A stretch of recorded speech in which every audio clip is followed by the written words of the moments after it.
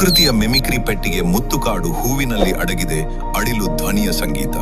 ಗ್ರಾಮೀಣ ಪ್ರದೇಶಗಳಲ್ಲಿ ಬಾಲ್ಯದ ನೆನಪುಗಳನ್ನು ಮತ್ತೆ ಜೀವಂತಗೊಳಿಸುವ ಒಂದು ಅದ್ಭುತ ಪ್ರಕೃತಿ ವಿಸ್ಮಯ ಈಗ ಮತ್ತೆ ಚರ್ಚೆಗೆ ಬಂದಿದೆ. ಅದು ಬೇರೆ ಏನೂ ಅಲ್ಲ, ಮುತ್ತುಕಾಡು ಮರದ ಹೂವು. ಕೆಂಪು ಕಿತ್ತಳೆ ಬಣ್ಣದ ಈ ಮುತ್ತುಕಾಡು ಹೂವು ಕೇವಲ ಸೌಂದರ್ಯಕ್ಕೆ ಮಾತ್ರ ಸೀಮಿತವಲ್ಲ. ಇದರಲ್ಲಿ ಸಣ್ಣ ನಾಳ ಕೊಳವೆ ಇದ್ದು ಅದನ್ನು ಬಾಯಿಗೆ ಇಟ್ಟು ಉಸಿರು ಎಳೆದಾಗ ಅಥವಾ ಊದಿದಾಗ ಅಳಿಲು ಕೂಗು ತರಹದ ಸೀಟಿ ಸಂಗೀತ ಹೊರಬರುತ್ತದೆ.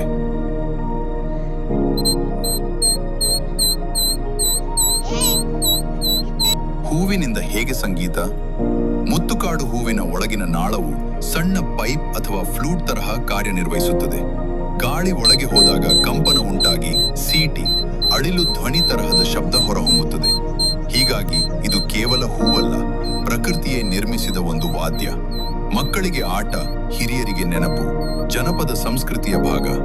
ಹಳ್ಳಿಗಳಲ್ಲಿ ಇದನ್ನು ಅಳಿಲು ಸೀಟಿ, ಹೂವಿನ ವಾದ್ಯ, ಮುತ್ತುಕಾಡು ಸಂಗೀತ ಎಂದು ಕರೆಯುತ್ತಾರೆ.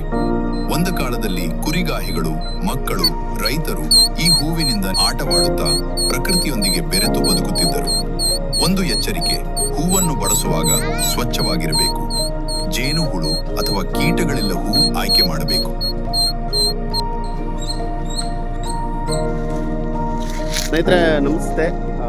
ಬುದ್ಧನ ಮನೆ ವಾಲ್ಮೀಕಿ ವನದಲ್ಲಿ ವಿಶೇಷವಾಗಿ ಇವತ್ತೊಂದು ಏನಂದರೆ ಪ್ರಕೃತಿ ಜೊತೆ ಪ್ರಾಣಿ ದೋಣಿಗಳ ಸಂಬಂಧ ಅಂತ ಇದರ ನಿಂದೆ ಇರೋಂಥದ್ದು ಮುತ್ತುಕದ ಗಿಡ ನೋಡಿದಿರಲ್ಲ, ಹೋಗ್ಬಿಟ್ಟಿದೆಲ್ಲ ಮುತ್ತುಕದ ಗಿಡ ಅಂತ ನೋಡಿದ್ದೀರ. ಈ ಹಳ್ಳಿಗಳ ಕಡೆ ಆಗಿನ ಕಾಲದಲ್ಲಿ ಈ ತಟ್ಟೆ ಇಡ್ಲಿಗಳು ಮತ್ತು ಜೊನ್ನೆ ಅದನ್ನೆಲ್ಲ ಮಾಡೋದಕ್ಕೆ ಪ್ಲೇಟ್ಗಳು ಮಾಡೋದಕ್ಕೆ ಎಲೆನ ಬಳಸ್ತಾಯಿದ್ರು, ಸ್ಟಿಚ್ ಮಾಡಿ.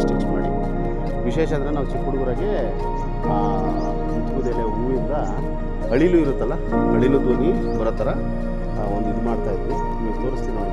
ಇದು ಅಳಿಲು, ಇದು ಮುತ್ತುಕದ ಹೂವು. ಆ ಮುತ್ತುಕದ ಹೂವಲ್ಲಿ ಮುಕ್ಕಳಮ್ಮ, ಇದು ಹೂವು. ಹೂವದಲ್ಲಿ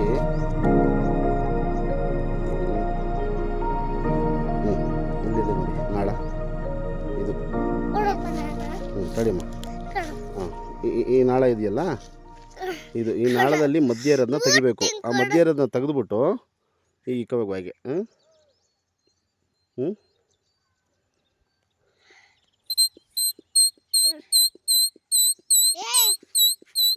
ಇಂದಿನ ಡಿಜಿಟಲ್ ಯುಗದಲ್ಲಿ ಮರೆತು ಹೋಗಿರುವ ಇಂತಹ ಜನಪದ ವಿಜ್ಞಾನ ಪ್ಲಸ್ ಪ್ರಕೃತಿ ಕಲೆ ಮುಂದಿನ ಪೀಳಿಗೆಗೆ ಪರಿಚಯಿಸಬೇಕಾದ ಅಗತ್ಯ ಇದೆ. ಮುತ್ತುಕಾಡು ಹೂ ಸಂಗೀತವೂ ಹೌದು, ಮಿಮಿಕ್ರಿ ಪೆಟ್ಟಿಗೆಯೂ ಹೌದು. AR ನ್ಯೂಸ್ ಚಾನೆಲ್, ನಾಡಿನ ನೆಲಮೂಲದ ಕಥೆಗಳು. ಈ ಮಾಹಿತಿ ನಿಮ್ಗೆ ಇಷ್ಟ ಆಗಿದ್ರೆ ಶೇರ್ ಮಾಡಿ, ಕಮೆಂಟ್ ಮಾಡಿ, ಲೈಕ್ ಮಾಡಿ. ಇದು AR news channel, action and reaction. ಇದು ವದಂತಿ ಅಲ್ಲ, ವಾಸ್ತವ.